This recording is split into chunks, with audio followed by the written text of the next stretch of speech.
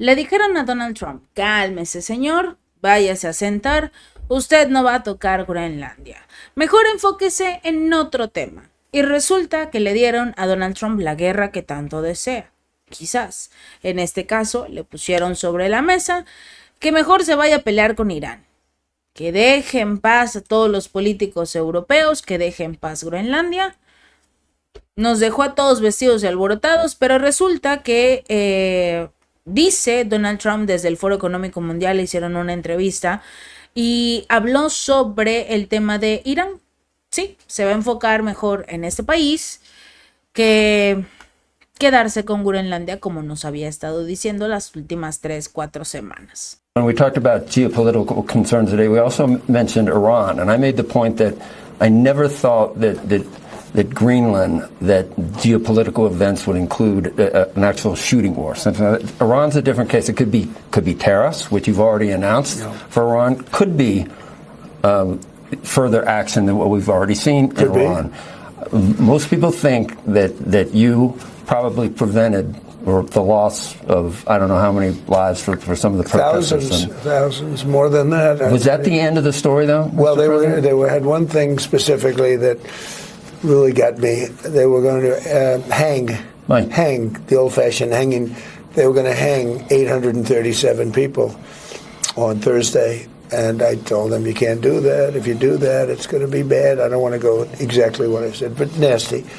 And they canceled it, hopefully permanently. But those tariffs are still on, including China. Has China responded to sanctions? 25% for anyone who does business with Iran, and that will go forward. Yeah, that's going forward. That will go forward. One thing specifically that really got me, they were going to hang the old-fashioned hanging. They were going to hang 837 people on Thursday. And I told them, you can't do that. If you do that, it's going to be bad. I don't want to go exactly what I said, but nasty.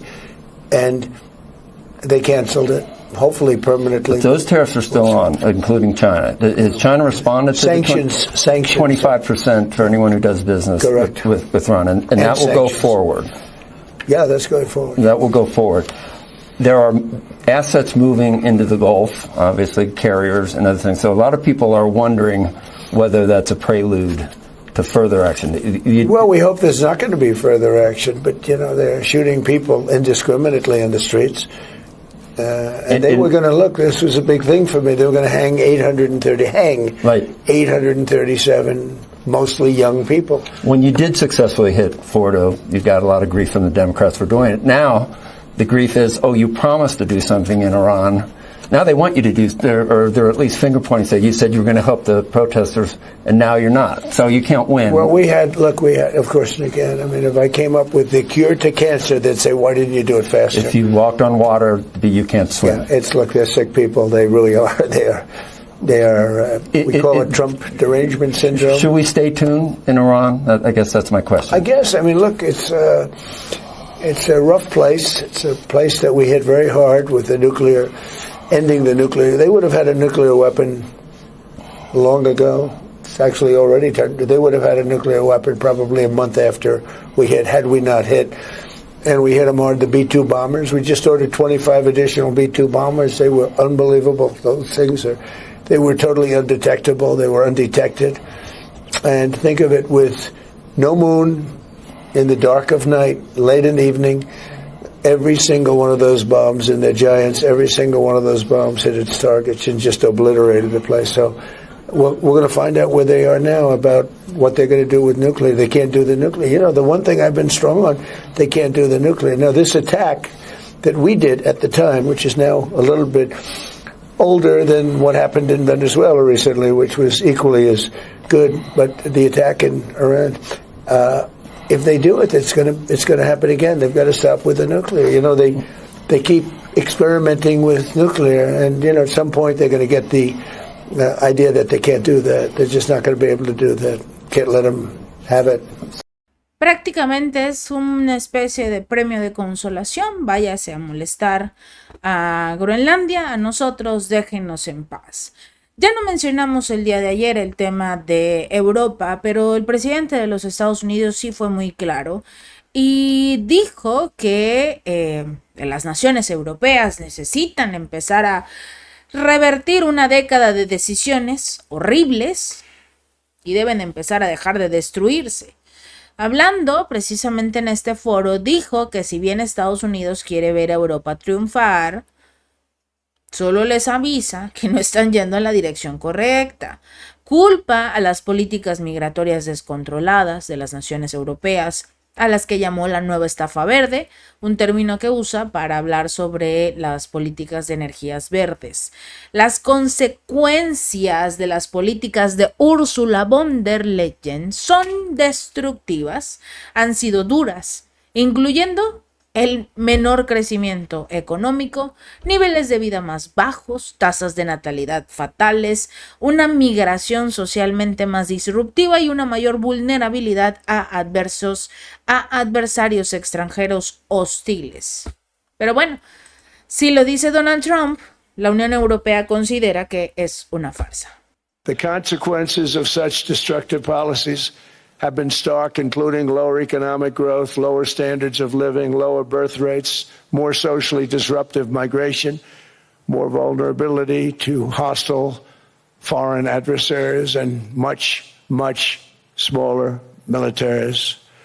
The United States cares greatly about the people of Europe. We really do. I mean, look, I am derived from Europe. Scotland and Germany, 100% Scotland, my mother, 100% German, my father. And we believe deeply in the bonds we share with Europe as a civilization. I want to see it do great. That's why issues like energy, trade, immigration, and economic growth must be central concerns to anyone who wants to see a strong and united West. Because Europe and those countries have to do their thing. They have to get out of the culture that they've created over the last 10 years. It's horrible what they're doing to themselves. They're destroying themselves. It's beautiful, beautiful places. We want strong allies, not seriously weakened ones. We want Europe to be strong. Obviamente van a querer una Europa fuerte, pero una Europa que no sea lo suficientemente fuerte como para enfrentarse a Estados Unidos. Lamentablemente esta Europa está haciendo hasta lo imposible con tal de autodestruirse.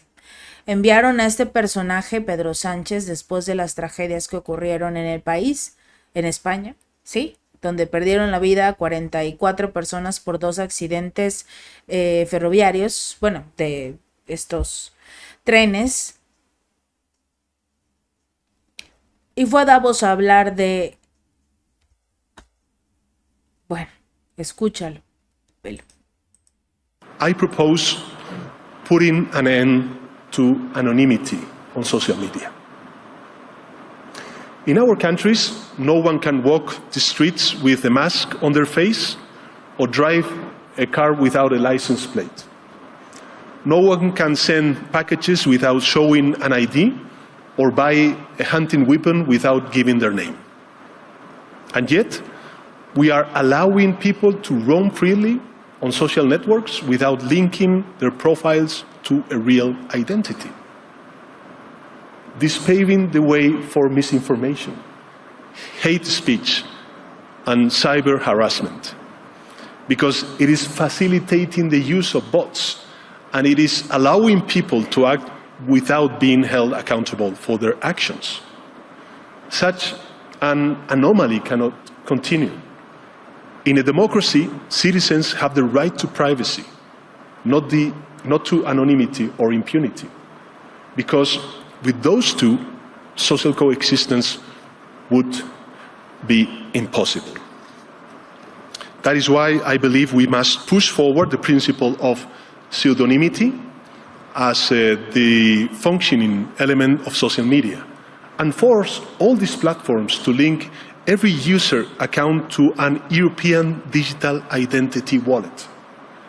This way, citizens could use nicknames if they want, but in the case of a crime, public authorities would be able to connect those nicknames to real people and hold them responsible. Because accountability is not an obstacle to freedom of speech, It is an essential complement to it. Ese es el mensaje de Pedro Sánchez. Es más importante saber quién está detrás de esto que saber qué fue lo que pasó o por qué se descarriló un tren donde perdieron la vida 43 personas y luego otro donde perdió la vida uno más. Si este video te gustó, no olvides darle like y compartir y suscribirte. Nos vemos la próxima.